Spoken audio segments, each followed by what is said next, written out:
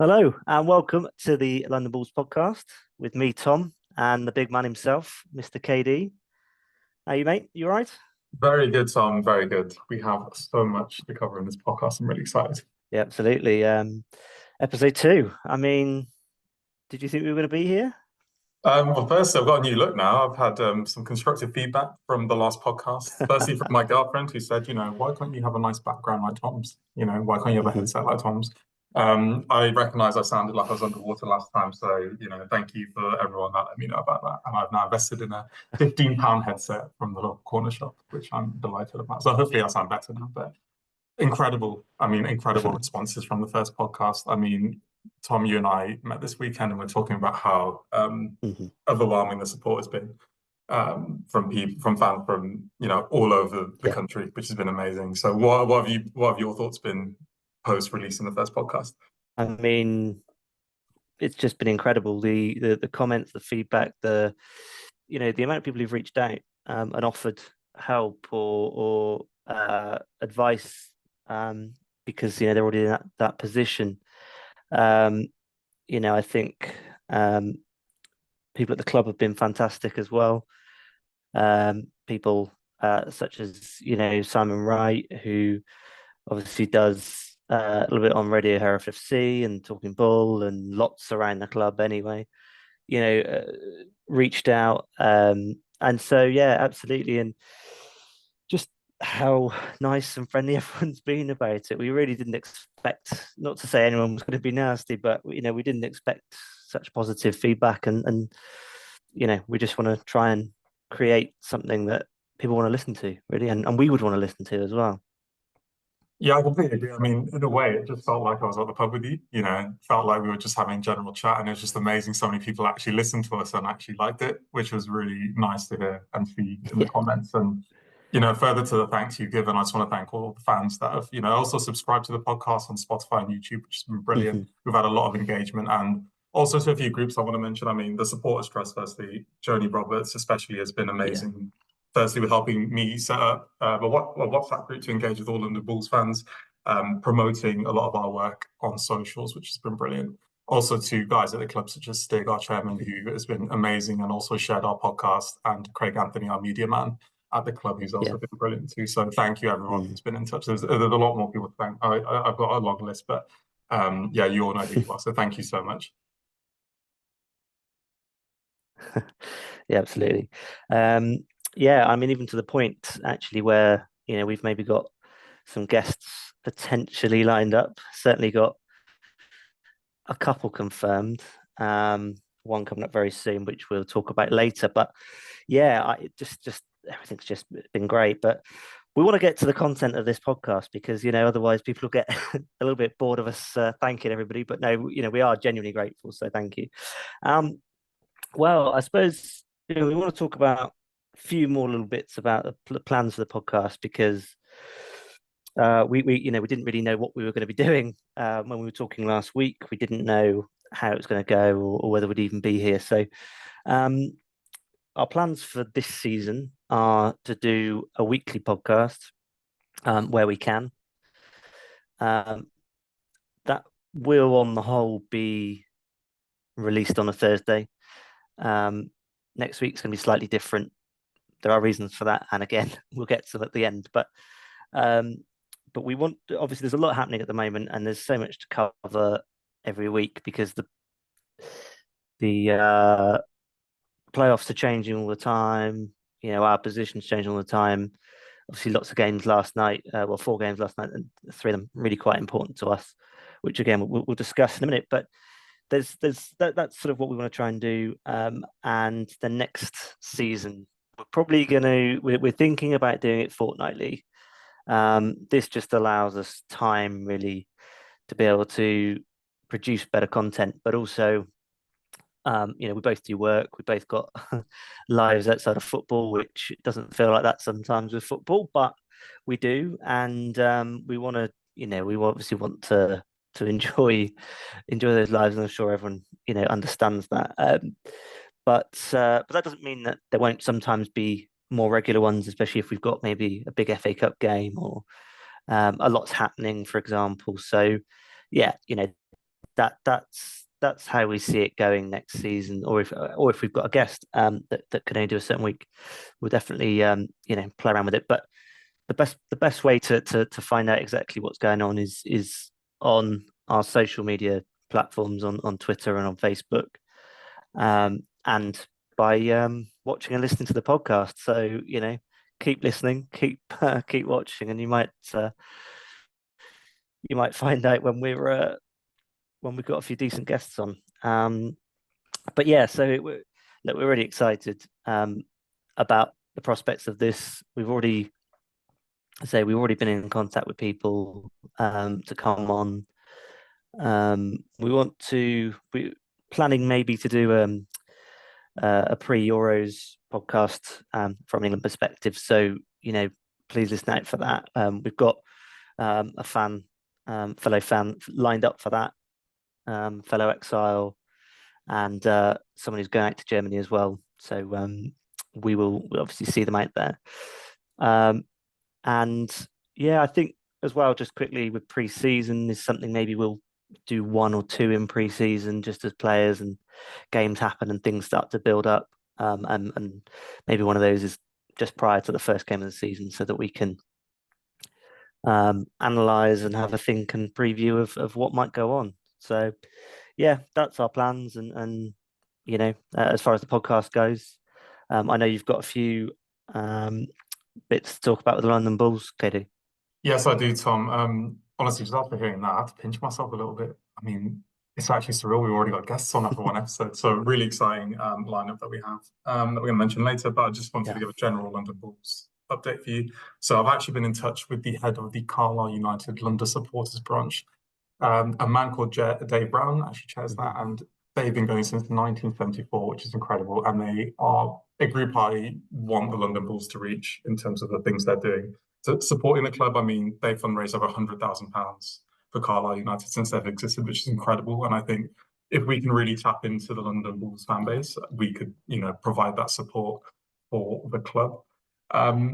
They have talked to me about structure, and they've given me a lot of advice about how we can move forward in terms of setting up a working group, which is really exciting. And we now have a working group confirmed. There are 4 of us in that group, and we're open to many more London Bulls fans joining us if they would like to support us. And we actually have our first monthly in-person meetup at the Hereford Arms in South Kensington in April, which is really exciting. So a lot of work happening there on that front. Also, in terms of working with Carlisle, they are looking at actually organising a joint social with the London Bulls, which is exciting. So they would like us to potentially do a 5-a-side game and do a social afterwards, which is super exciting. I've also come across a new group, and the acronym is APFCIL, which is a bit of a mouthful, but it's basically an association of football supporters groups based in London. And they meet every month and they talk about issues that London groups are facing. And they also run a social league, which is really exciting, in darts, pool, and 5-a-side. So at some point, I would like us to enter that. And they also actually work together on getting discounted travel for London-based fans when they go to away games, which is really exciting. So hopefully something can come of that. I'm going to a meeting in April, the first meeting I'm going to be attending, and I'm just going to understand what the group is all about, get some advice from fellow fans, and look at how we can actually support London-based Hereford fans to travel to games away in the National League North. I mean, we know how expensive it is traveling to northern clubs from London. So yeah, there's a lot of potential and a lot of exciting things happening behind the scenes, which is brilliant. I also wanted to go into just the upcoming games now. I mean, we have some exciting games coming up, and the National League North TV will be selecting the Banbury game for anyone that can't make it on Good Friday. So if you cannot attend, just go onto the website. You can buy a match pass and watch the game from home. You can also listen to Radio Hereford FC. We know we've got amazing guys in the commentary booth that can provide that service also. And I would keep an eye out for the Buxton game potentially being on National League North TV. Sometimes they will release that the game is being streamed the day before. It's currently not on there as we speak of the 27th of March, but do just keep your eyes out. If you can't make it and you would like to watch the game around 24 hours before the game actually kicks off. And I think now we're going to just talk about the general playoff structure, won't we, Tom? Yeah, I mean, it's a bit of a confusing bit with the playoffs. So obviously, I think it was yesterday it was released, the dates and a little bit more about what's going to happen. Should we get there? And we've got every chance still. We're only 2 points off. So we just wanted to talk really about a bit more detail. So depending on where we finish, but I think let's say that we finish either sixth or seventh. We would go into an eliminator against either fourth or fifth, depending on where we finish. Which those games to be played on either the 23rd of April, Tuesday the 23rd, or Wednesday the 24th. The winner of that game then goes into the semi-final, and that's against second or third, depending on again where we finish. And then the final on the 4th of May. Now, they probably will be all away games. Certainly, the eliminator will be, and the semi-final will be. The only way that the promotion final could be at home is if we finish sixth and seventh. Also get to the playoff final, which what's the realistic chances? But you never know. And so that's sort of the way that we could play at home, but it's probably going to be away at the higher finishing club's ground. So yeah, who knows? God, Tom, I feel the playoffs these days are just so complicated. I mean, I miss the days where you just have a simple two-legged semi-final, like back in the day, But Yeah, I guess, yeah. I like that they've included more teams in it. It gives us a chance at least making that seventh spot, which is Yeah, brilliant. I just wanted to yeah. ask as well, is the promotion final played at Wembley? Not for us, unfortunately. Oh, it's not. Sorry. The Okay. National League one is. They're back there, but no, we're not there. So it's a shame. Bulls News also did a really good report on this today. So they actually confirmed that TNT Sports will be streaming the National League North final, and the semi-finals will actually be on National League TV. So keep your eyes peeled for that if you do want to watch any of the games on TV. But hopefully we'll be watching in person, right? I mean, at Edgar Street.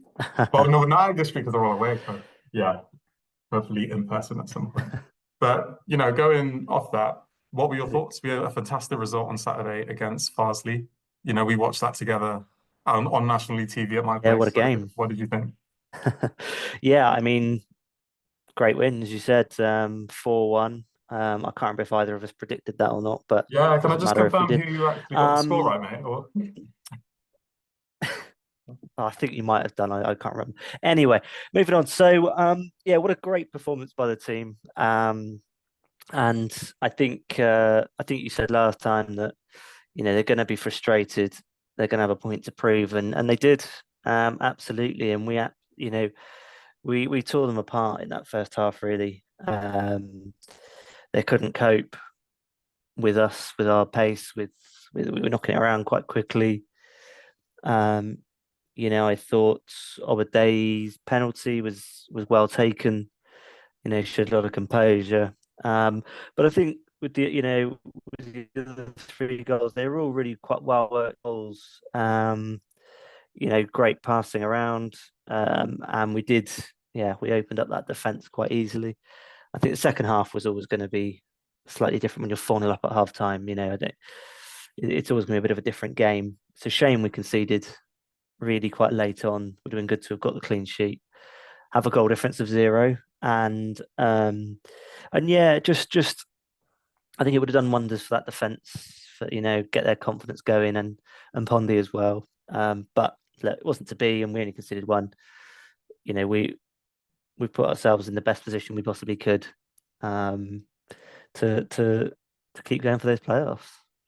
Yeah, I mean, it's a bit surreal, really, that we're fighting for the playoffs on minus goal difference. It's actually a bit of a mad situation, but you're right. You've singled out some brilliant players. I mean, Yeah. Okeke for me has been sensational since he's come in. I mean, he's displayed some great footwork, Mm-hmm. especially in the build-up to Don McHale's penalty that he won. Also for Babos's goal as well. I think Okeke and Odebayi have been incredible on that left side. They displayed some really good link-up play and some amazing footwork together and skills. And yeah, I think I was really disappointed that we didn't get to keep that clean sheet, but I genuinely thought it was a really great, well taken Yeah, goal from afar from Farsley. I mean, I did take a slight deflection, but I'm really pleased in general. I think we had 3 games without a win, and I think this is a must-win game in a way, and it's great for confidence going into the 2 games on the Easter holiday.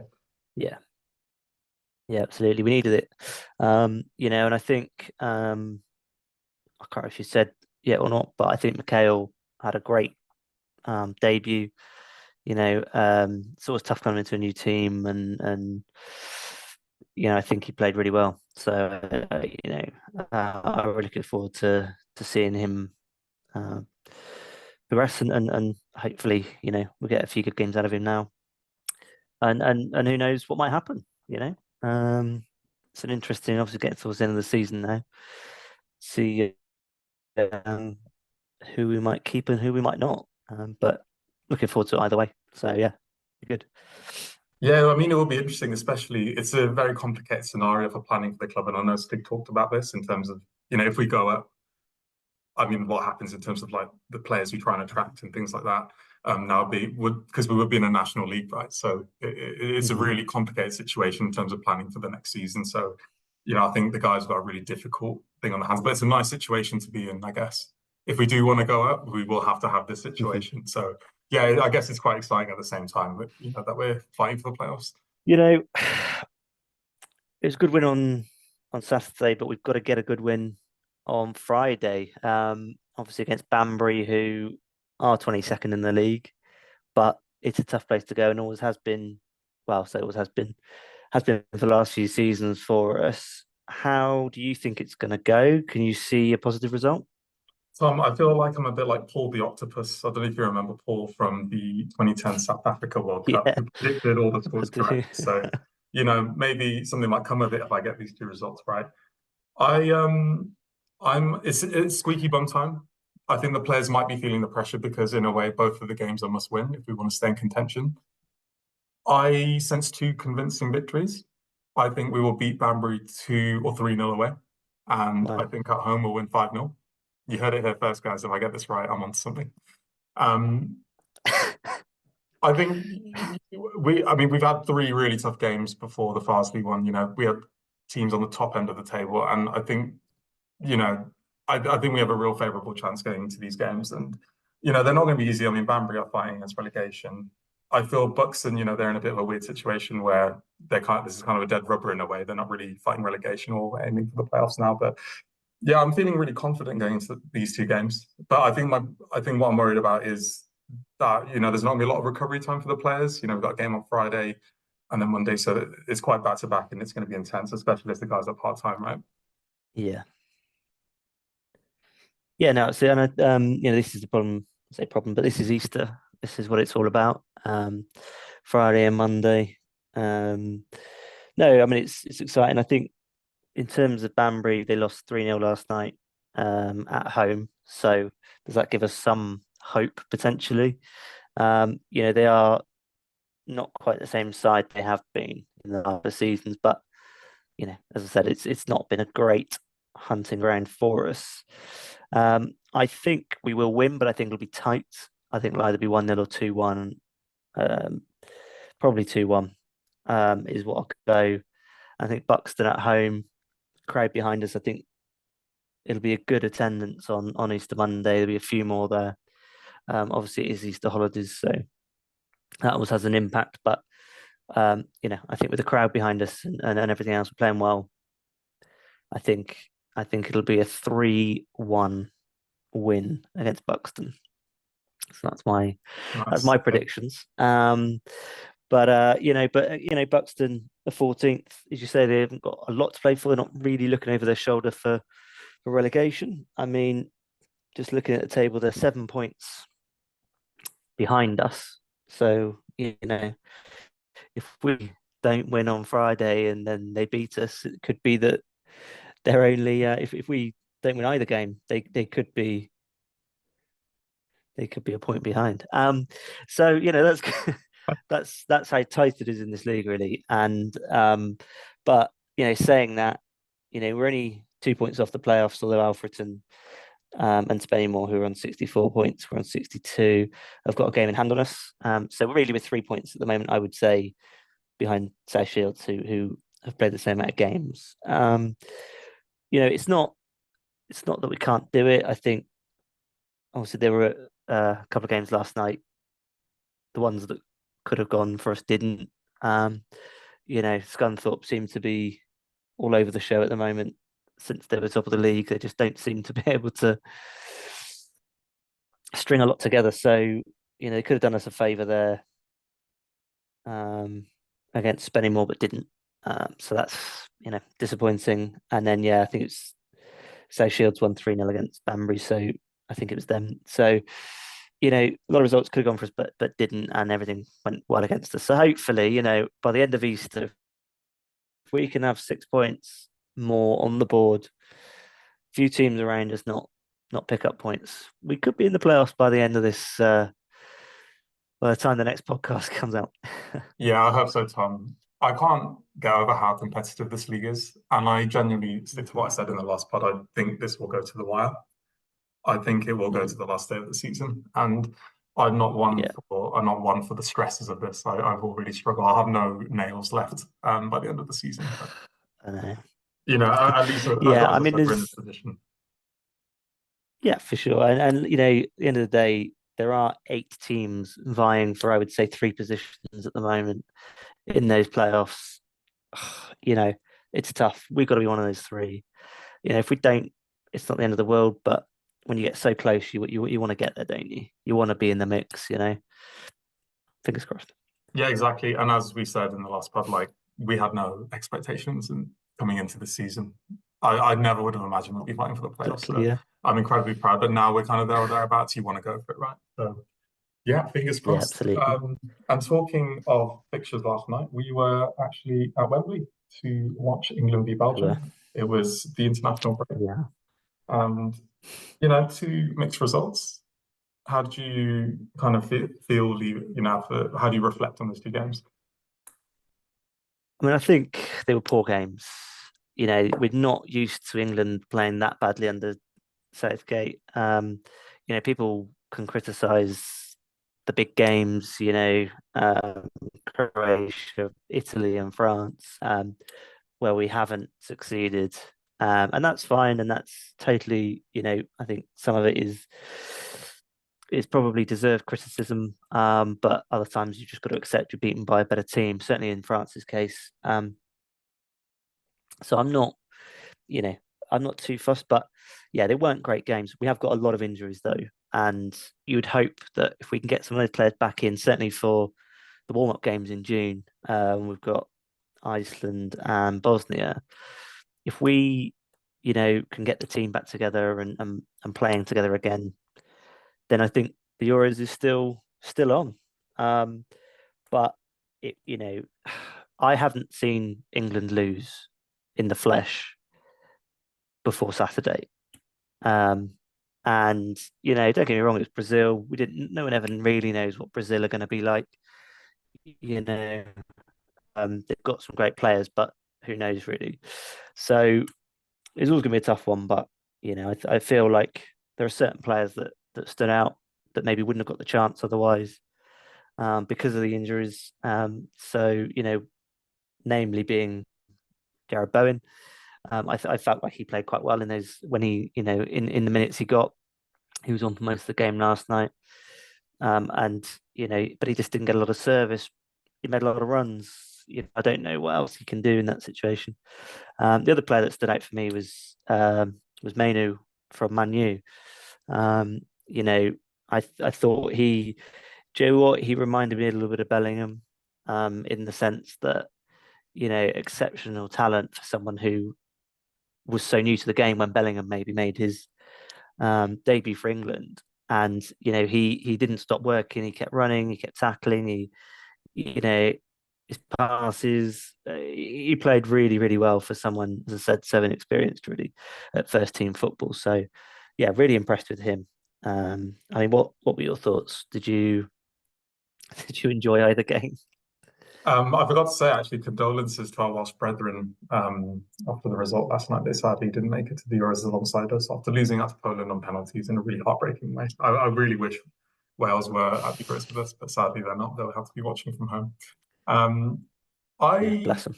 I wasn't actually too bothered about the results, if I'm honest with you. I think they felt very third gear. You could tell the players were just using it, I guess, as like time with each other, and it lacked that intensity that you would get in competitive fixtures, and Yeah. understandably so, I guess.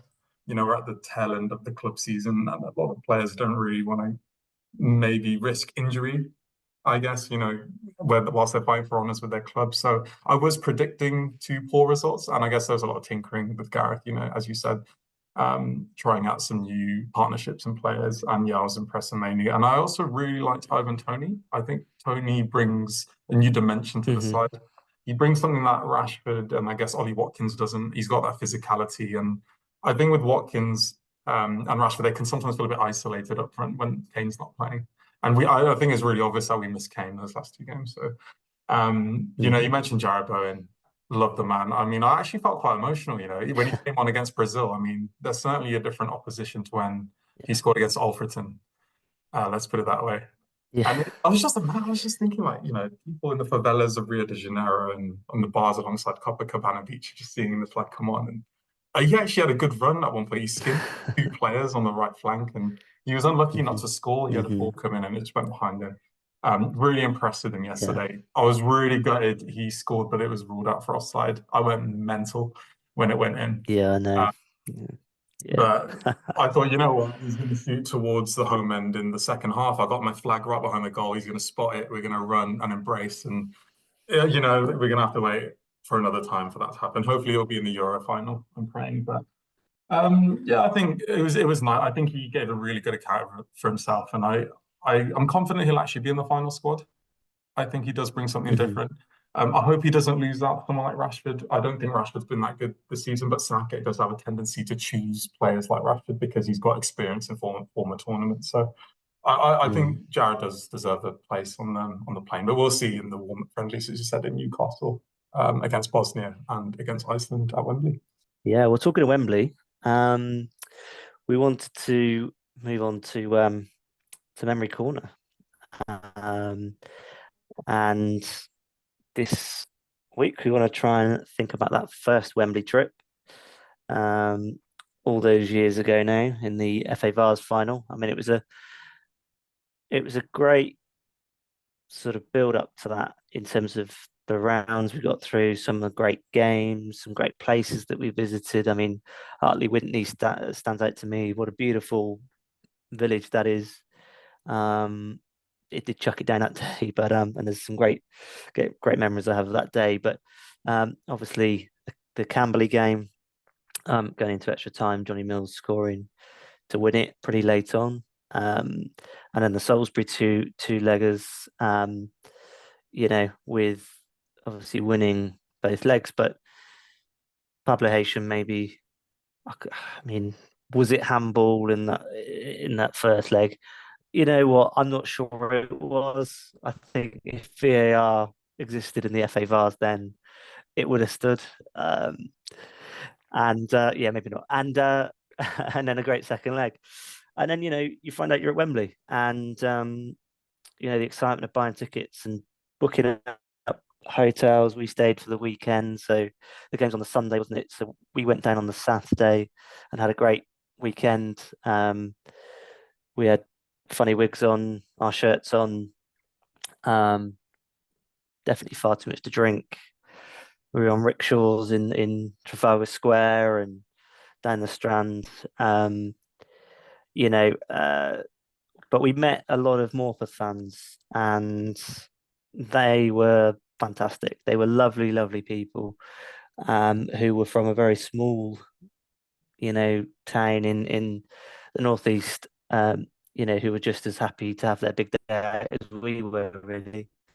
The one thing that does stand out of that weekend, that night before, was we were in a pub and we were chatting to this chap who was a Morpeth fan, but actually he was a Sunderland fan, and they are big Hereford fans, apparently, a lot of Sunderland fans, because of Ronnie Radford Yes. and of us beating Newcastle 2-1. So, it was so funny talking to this chap that day, because, he was a Sunderland fan, but yeah, loved Hereford. So, and of course, we had the game. I was maybe slightly hungover, but it was up to the green man before the game, and we had a great time. I had a real good laugh, and for the first probably 20 minutes of the game, I really enjoyed myself. We scored, we hit the bar, we had a couple of chances, a few sitters, and then it changed, and it's a shame, but it doesn't necessarily take away from what happened, from the fact that we got to Wembley in our first season as Hereford FC. Just a great weekend. Shame the result happened, and I'm sure we can talk about some of the decisions that were made by Peter Beadle for that final in terms of personnel. But again, sometimes you just got to accept that there was a better team on the day, and I think Morpeth probably were. So yeah, that's my memories of it. What do you take away from that Wembley trip? I mean, you just speaking about the Sunderland fan, you made me a bit worried about me taking my Hereford flag to St James's Park for the friendly against Boston. So I need to be careful. I need to be careful about that.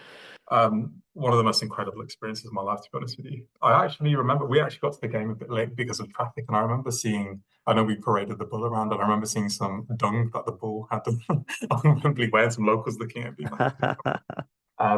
I just remember walking in, just seeing the 20,000 fans and just, black and white balloons everywhere. And I actually felt tears in my eyes, to be honest with you. It was one of the most beautiful experiences of my life. And then, Rob Purdy scored that unbelievable goal. And of all people in the team, it was incredible that it was him. I agree. Yeah.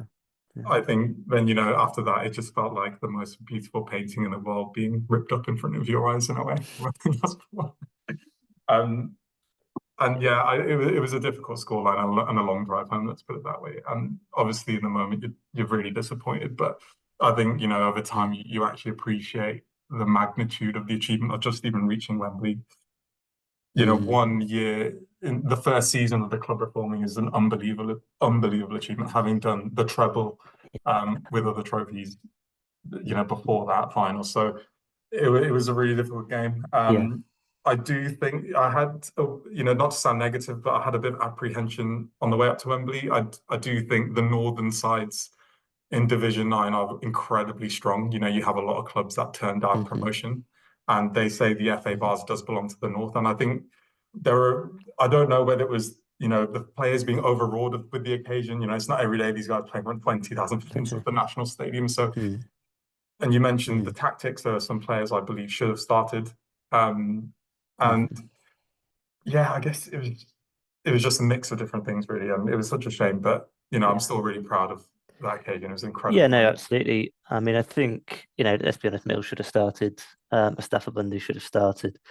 But when you're 1-0 up after a minute and a half, you think actually the tactics have probably worked. And then, of course, it didn't, and probably proved a lot of people right. But yeah, it's a difficult one. But of course, in hindsight, we'd all change it now. I think something else I was going to touch on was that the next day we had that. I don't know if you were there for it, the open top bus parade with the trophies and everything else, and that was a great opportunity to just thank the players, really, and show them the supporters were behind them. Listening to Pablo and Johnny on the podcast that they were on, the Oxfordshire football one, where they were talking about how difficult it was to come back that next day and be on that open top bus. And I totally get that, because they were so gutted about losing at Wembley. But, we were so immensely proud of what they'd all achieved that season. It was just the fact that we even had a football team was the most, it was just the most pleasing thing. And just kicking a football was made me proud enough. But the fact that they went and won the league, and it wasn't it was not an easy league in the end. Church kept up with us all the way, and we're very tough opposition. Highgate obviously beat us both times that season. Good sides, but I'm glad that we got through, and obviously we won the two other trophies as well. So yeah, what a great season generally, but to culminate in that trip to Wembley and do something that Hereford United hadn't done, I think was just unbelievable. And of course, we got there a few years later again, and maybe that's something we'll talk about another time. But we, you know, as I said, I was just so proud of everybody that day, and so pleased that we could all share as fans, with the players. That opens up bus tour as well. Yeah, Tom, incredibly proud, and as they say, third time lucky. So hopefully, we'll be there pretty soon. But I know we had some very exciting news from that, right, for the next pod. We do. So following the release of the first episode, we received some quite lovely messages from the chairman of Hereford FC, Stig Ammons, who offered to come on to the podcast should we want him. Of course, we wanted him. We were about to ask him actually, but he got in there first, which is probably a good thing because we're not the most confident of people asking, but just in case we get a big no. But no, absolutely, and he's been so kind and offered his time and everything else. So yeah, we are going to interview him face to face at the club on Monday before the Buxton game. So can't wait for it. But I know you're excited as well. We're just going to think of some questions now, but I think to help us with that and what we want to do, because we want to represent people, is send us in your questions. Obviously we've got Facebook, Twitter, and our email address as well, which we'll show at the end. So by all means, pause it, have a look if you don't follow us on Facebook or Twitter already. But we will put a post out about it. But please do get in touch. With your questions. I'm really excited to be announced for our third episode, the chairman of Hereford Football Club. It couldn't be any better. And yes, as Tom said, sending your questions, we're going to be thinking of some as well.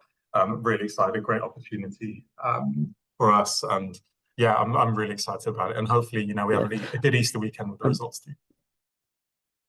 Yeah, absolutely. And we'll try and release that earlier next week, maybe. Try and do it certainly by Thursday as our normal day, but if we can get it out earlier, we definitely will try and do that for you. Brilliant. Well, thank you all for listening. Really appreciate your time again and all your support. Thank you so much, and I hope you enjoyed this pod. Cheers, everyone. Thank you.